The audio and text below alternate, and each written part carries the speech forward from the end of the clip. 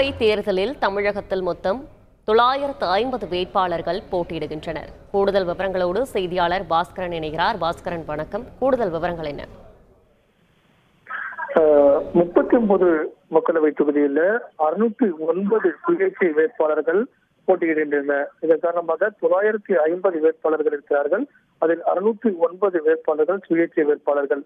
அங்கீகரிக்கப்பட்ட தேசிய கட்சிகள் மற்றும் மாநில கட்சிகள், பதிவு செய்யப்பட்ட கட்சிகளுடைய வேட்பாளர் விவரங்களும் வெளியிடப்பட்டிருக்கிறது. அந்த வகையில் பார்க்கும்போது அதிமுக சார்பாக 34 வேட்பாளர்கள் களம் காண்கிறார்கள்.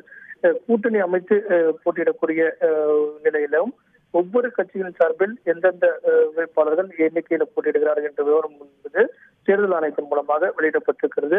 அந்த வகையில் பார்க்கும்போது பாரதிய ஜனதா கட்சியின் சார்பாக 23 வேட்பாளர்களும், பகுஜன் திராவிட பார்ட்டி என்ற அடிப்படையில் 39 வேட்பாளர்களும், திராவிட முன்னேற்ற கழகத்தினுடைய வேட்பாளர்கள் 22 பேரும் உள்ளிட்ட ஒவ்வொரு கட்சியின் சார்பாக எவ்வளவு வேட்பாளர்கள் போட்டியிடுகின்றனர் என்பது தொடர்பான விவரங்கள் வெளியிடப்பட்டிருக்கிறது. அந்த வகையில் பார்க்கும்போது நாம் தமிழர் கட்சியின் சார்பாக 39 வேட்பாளர்களும், பாட்டாளி மக்கள் கட்சி சார்பாக 10 வேட்பாளர்களும், தேசிய திராவிட கழகம் என்ற அடிப்படையில் தேமுதிக சார்பாக 5 வேட்பாளர்களும் உள்ளிட்ட பல்வேறு கட்சியினுடைய வேட்பாளர்கள், அங்கீகரிக்கப்பட்ட தேசிய கட்சிகள், மாநில கட்சிகள், பதிவு செய்யப்பட்ட கட்சிகள் என்ற அடிப்படையில் இந்த விவரங்கள் தேர்தல் ஆணையத்தின் மூலமாக அதிகாரப்பூர்வமாக வெளியிடப்பட்டுள்ளது.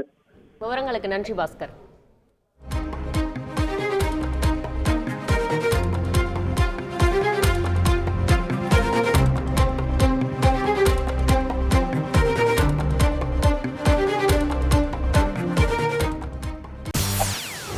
செய்திகளை உடனுக்குடன் தெரிந்து கொள்ள உடனே சப்ஸ்கிரைப் பண்ணுங்க.